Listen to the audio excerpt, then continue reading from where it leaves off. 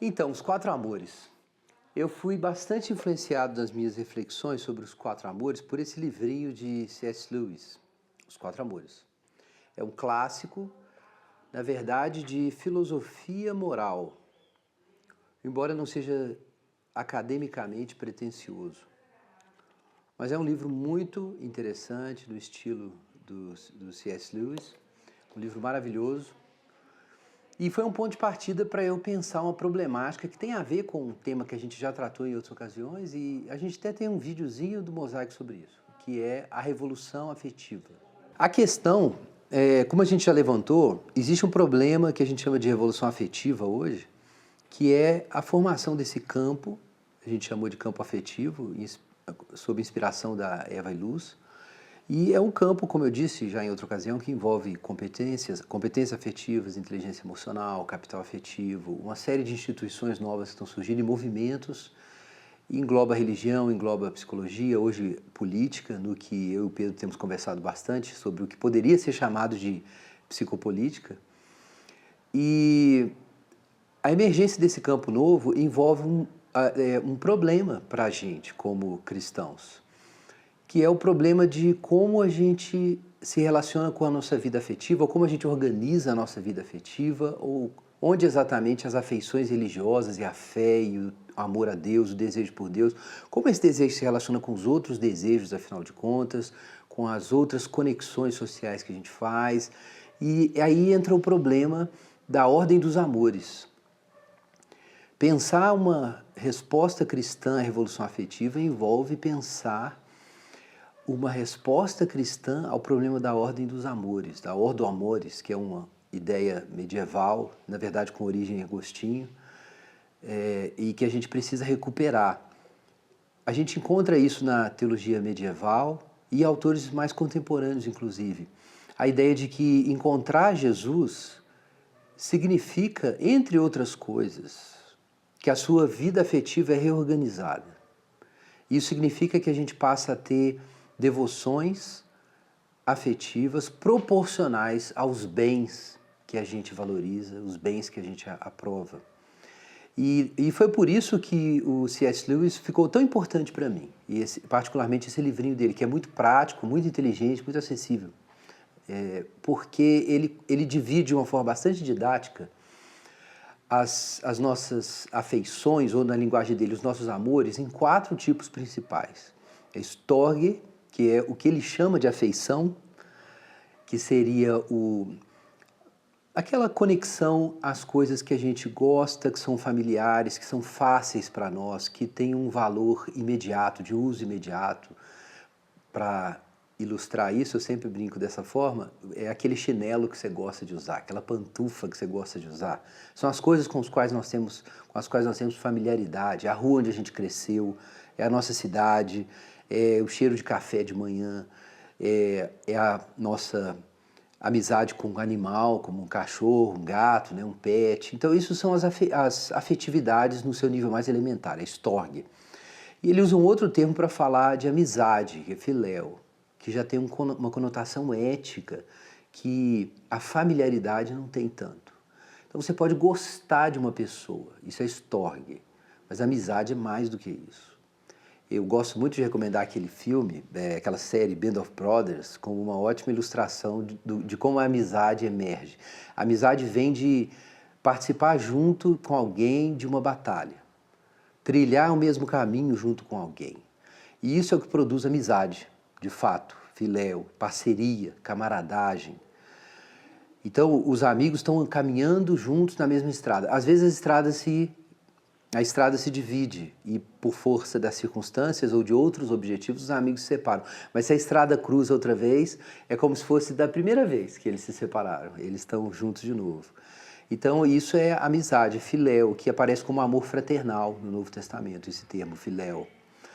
C.S. Lewis amava muito os amigos, tinha muito apreço pelos amigos. Ele desenvolveu uma amizade muito legal com Tolkien. E tem um livro que foi escrito pelo Colin Durias, o mesmo que escreveu uma biografia de Schaeffer, que chama O Dom da Amizade, editora Nova Fronteira, se não estou enganado, que é sobre a amizade de Tolkien com C.S. Lewis. É muito interessante que esse valor tenha sido tão importante para eles, e meio que isso é refletido no Tolkien, na história das amizades ali, do Samwise Gamgee e Frodo. É um exemplo disso, né? É um exemplo dessa conexão. Então, assim, eu acho muito legal essa ênfase na amizade que o Schaeffer tem, que o C.S. Lewis tem, e ele destaca que a amizade é diferente de gostar, simplesmente, que é Storge. É interessante fazer essa distinção, porque muitas pessoas ficam atrás de amigos e falam, puxa, eu preciso de amigo, mas elas têm uma carência afetiva, mas é uma carência afetiva no nível do Storge, ou às vezes em outro nível, e nunca conseguem achar amigos. Existe uma razão para isso, é que se você não trabalhar junto com alguém, não derramar sangue, não suar com alguém em um trabalho significativo, em uma missão, em uma causa, você nunca vai ter amigos. Eu brinco, mas isso é meio trágico, né? É uma brincadeira meio macabra, mas muita gente não tem amigos simplesmente porque está sempre procurando uma situação de bem-estar, ele procura algo que ele goste, ele só quer ficar junto com as coisas gostosas, com as pessoas gostosas, e nunca faz nada que presta no mundo. Então nunca tem alguém lutando com você para fazer uma coisa que presta no mundo, então você nunca tem amigo. Talvez você não tenha realmente amigos porque você é muito tímido, mas eu descobri que muita gente que nem é tímida não tem amigos porque simplesmente não luta guerra nenhuma. Outro amor que C.S. Lewis trata é Eros, que esse é mais conhecido. É o amor erótico, é a paixão. Então eu acho fantástica a distinção que ele faz entre filéu, que é a amizade, em que os amigos eles não olham um para frente, um de frente para o outro, eles olham os dois para a estrada que eles estão trilhando juntos. Eles estão caminhando lado a lado. Mas no Eros, os amantes olham um nos olhos do outro, um na face do outro. Então eu gosto dessa imagem, né? A amizade é isso e Eros é assim. Esse desejo de se unir, de se fundir com a outra pessoa. Então nós lemos esses dias no Amor Líquido, do Zygmunt Bauman, esse aspecto interessante do Eros, que é um esforço de tentar vencer a separação e se fundir com o outro. Daí que Gênesis fala que os dois serão uma só carne, no poeminha que Adão faz para Eva, depois que Deus a apresenta para ele. Então Eros que é isso, que é a fusão, que é a conexão, o Eros se sente carente, ele precisa dessa conexão com a outra pessoa, que é o amado ou amada. E o Eros sempre deseja uma conexão incorporada, e por isso ele recorre para funcionar, para existir, a Vênus, que é o desejo sexual na sua base biológica ou biopsíquica. Então a gente pode chamar isso de desejo venal.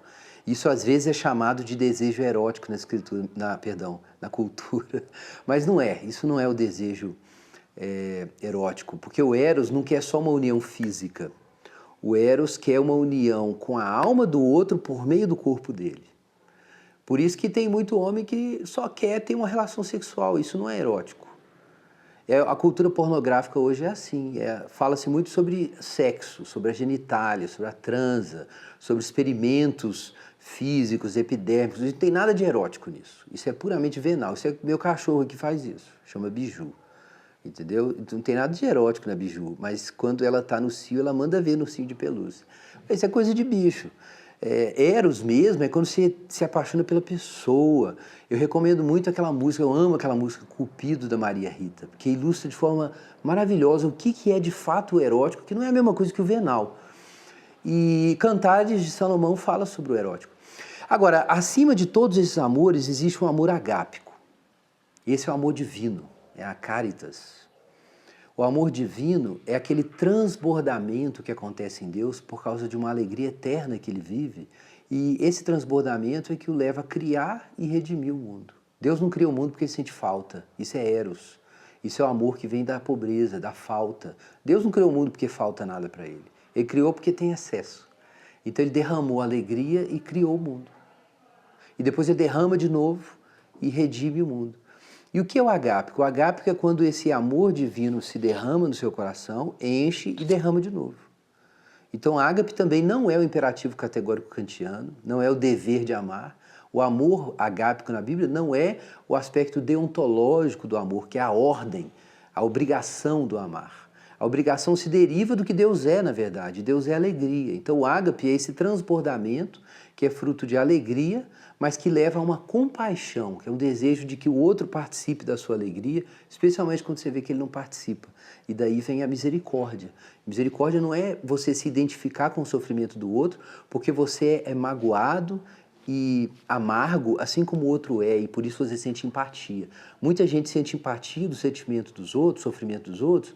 Na verdade, não é porque ele tem misericórdia e ele tem amor, mas é porque ele compartilha da mesma revolta e da mesma frustração com o mundo. E aí acha que tem misericórdia. Tá cheio de gente assim no contexto da igreja, que acha que tem misericórdia e, na verdade, só conhece o mesmo gosto amargo na sua boca que o outro tem. O amor não é isso. O amor que gera misericórdia, ele começa com alegria.